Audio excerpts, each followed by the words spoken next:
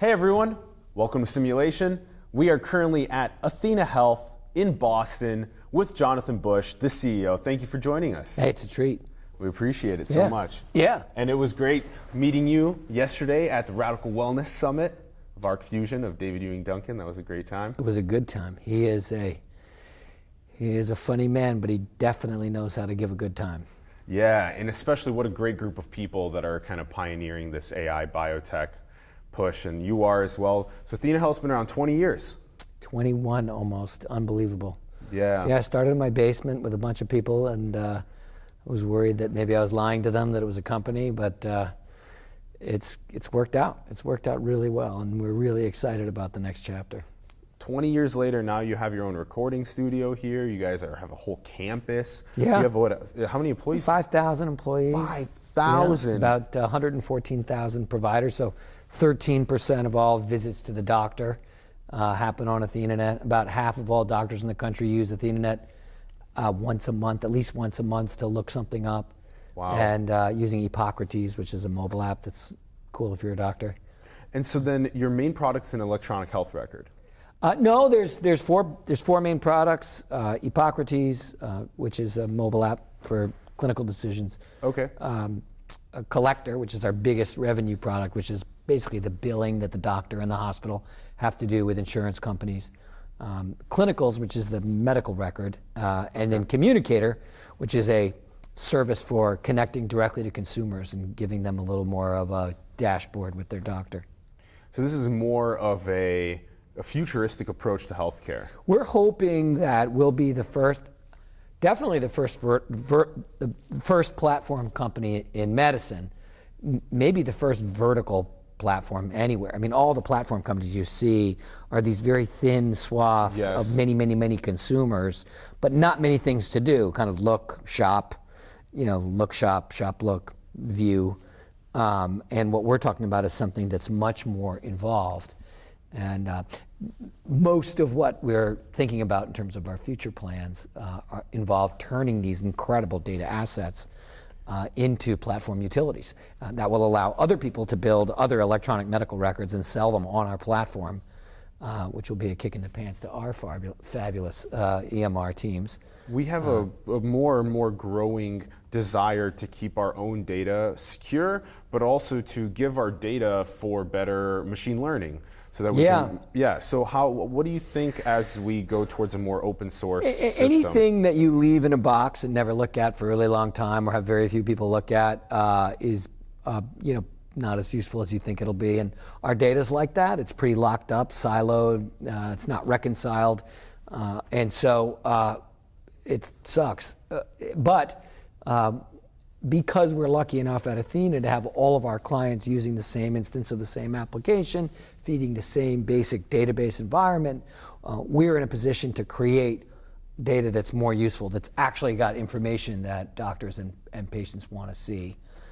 That's kind of where we are as a company. Mm-hmm. We offered a series of business services that help doctors get more money faster and spend less time doing crap work that is bureaucratic and non-clinical. And we still do that, and we still get more doctors every month. But the exciting work now is to take all that data and take all those connections. We're the screen in the exam room. We're the screen. We're the prescription pad. We're the appointment pad for the patient. Mm-hmm. To turn that into insight moments for people by joining all these data sets into one. Yes. And it's freaking awesome. And will you be collaborating with maybe Amazon as they dive into this market? So we want to build an open platform. All the APIs for all the new utilities that we're building at Athena are open. Awesome. People can build on our stack new EMRs, new apps. Cool. Even our clients can, but entrepreneurs can. There's 200 companies that are attached to AthenaNet selling products that make life better for doctors and patients. Great. So very much the goal is to open up these silos. We don't want to be the next monolithic monopoly, to unseat the old ones. We want to actually end that notion and create a really, really, really broad-based kind of flower garden of wild and domesticated species. Yeah, and health really needs that. It really does. All the best intentions, right? We created a kind of a trap, a tower, Rapunzel type tower for our healthcare. You had to go all the way through this locked tower. Yeah. It can only be accessed through third-party paid, highly brittle products. The product in medicine is one of 8,000 CPT codes. I don't remember what CPT stands for, something procedure, transaction, I don't know. But literally, you can't do the kind of product management that all of us in the modern consumer generations expect. Grab the software, grab the knowledge, grab the work, bundle it together and turn it into a ride or a meal, right? Or your laundry, or a date, or your health. But because healthcare is kind of cordoned off, it's been very hard to get that kind of product management going.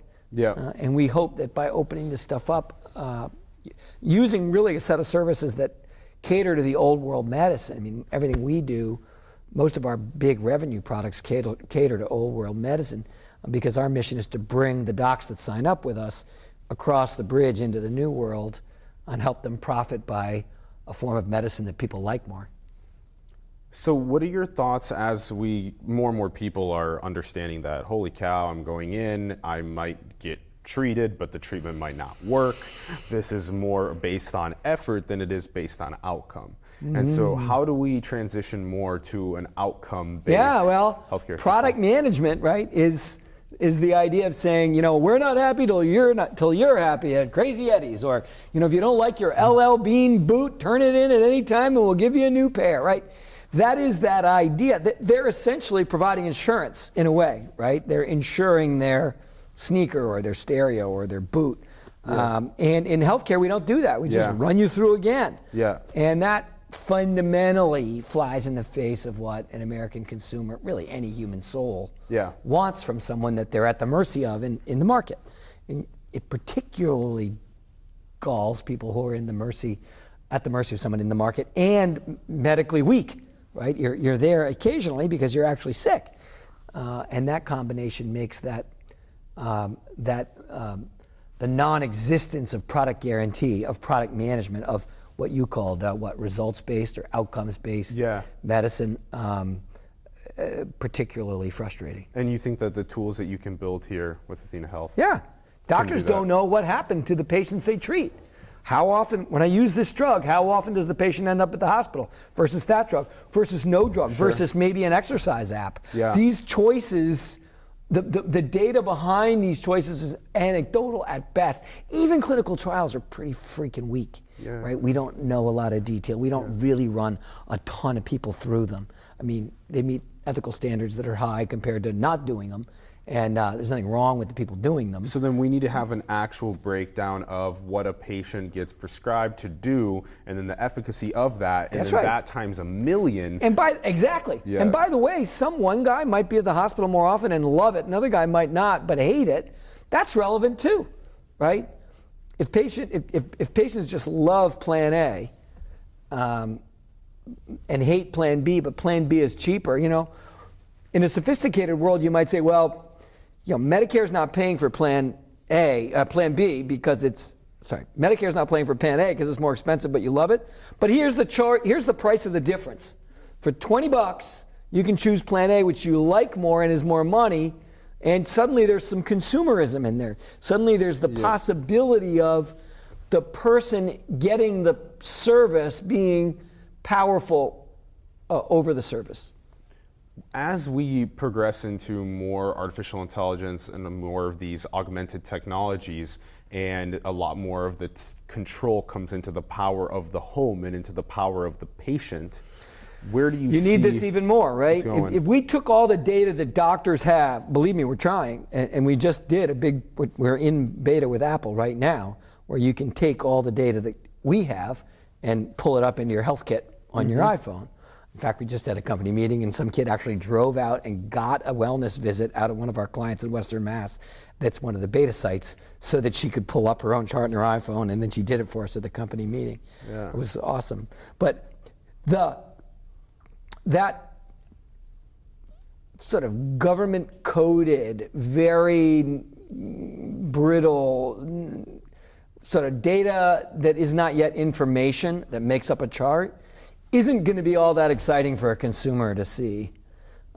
But by making it available, hopefully, like I said earlier, some product management could kick in where we could look. I mean, if you saw weather buoy data or, airport weather beacon data, it looks like crap and no one would look at it. But once NOAA and the FAA made those feeds available, we have Weather Channel, we have 1,000 apps, they're graphical, they're fun, and everybody's aware of the weather. It's just a different, the opportunity to let product managers in to work with data and try different approaches just completely civilizes it. We started this interview with the idea of something that's sitting in a box that never gets looked at. Yeah. It's not what you remember it was in there, and healthcare data is that way today. So wouldn't then you need to be a vital part of the patient at home then in some way? We hope that docs on AthenaNet will have all of the early engaged patients, that the apps that we give docs to give to their patients are the kinds of things that rational, awake consumers are going to demand, and that our docs will be the ones that are easiest and most wonderful to deal with.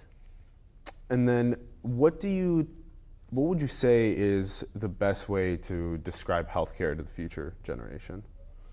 I think radical wellness is a pretty good way of explaining it. I think that there's probably going to be this base kind of break fix apparatus that doesn't go away and carries some extra weight that we don't need, but it'll be there for a long time.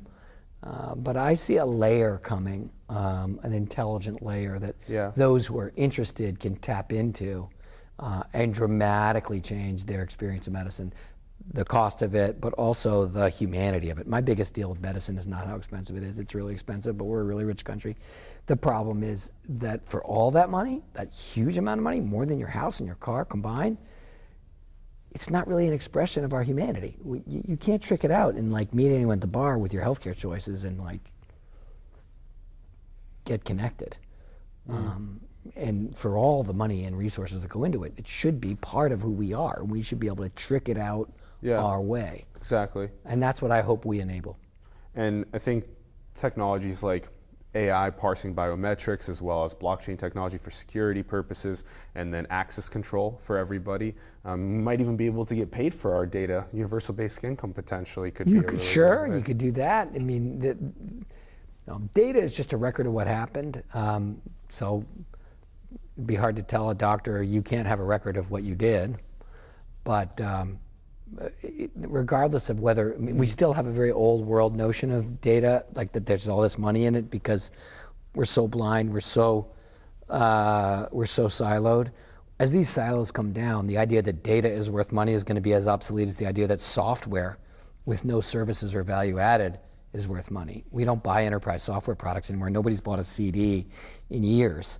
But the data, it will be worth something as maybe.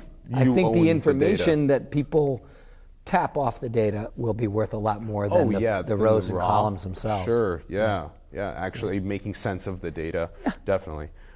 What are your thoughts about the current platform and what is actually ideal? How do we balance out innovation and creativity with these capitalistic incentives along with kind of a more social fabric that is good for people? Yeah.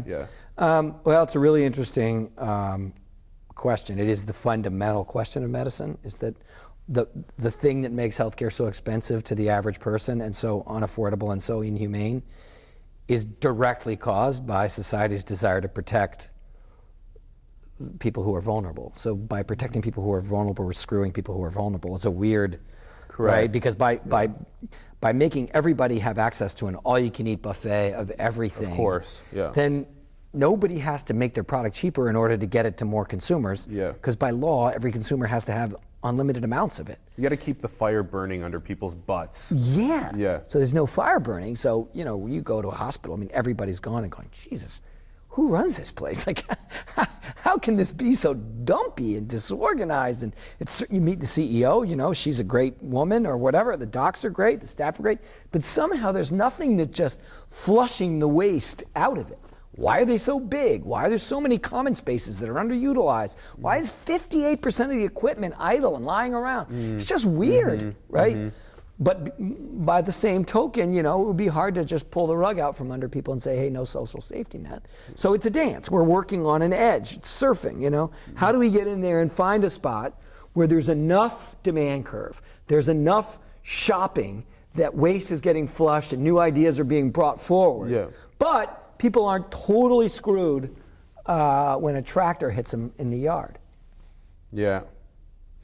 Okay, this is you're right. We're figuring it out. It's very tough, and that's why we like to ask people like you that are at the forefront of these industries. Well, I hope all your viewers come and work here and solve the freaking problem. I think AthenaHealth, from what we've seen, is an incredible place to be and to be around other brilliant people that are trying to do something. You heard it here, folks. You heard it here. You heard it here first. How about a quick question about what do you think is the most beautiful thing in the world? Joy is the most beautiful thing in the world, and joy is, for me, this notion of setting out on impossible, noble missions with people you love. Yeah. It's not about pleasure. It's not about success. In fact, success can be depressing because you're like, now what do I do? Yeah. It's that setting out that I think we can get there, and how might we get there? And all right, I'll lean on you over here, but then you'll pop me up over there, and then we'll both duck down and crawl through here. And that whole working together to get to something bigger than ourselves, to serve something bigger than ourselves, that's everything to me. That is an incredible answer. We love that mission and passion and value of waking up in the morning and having some sort of an adventure to look forward to with other people that brings value to the world, that makes the world better for generations to come. I'm glad that that's also something that you bring up that resonates with you. It's the most beautiful thing in the world. What gets me up in the morning. Awesome. Jonathan Bush, thank you so much. Hey, thank you guys. Appreciate it. This has been such a pleasure. Hey, enjoy the campus.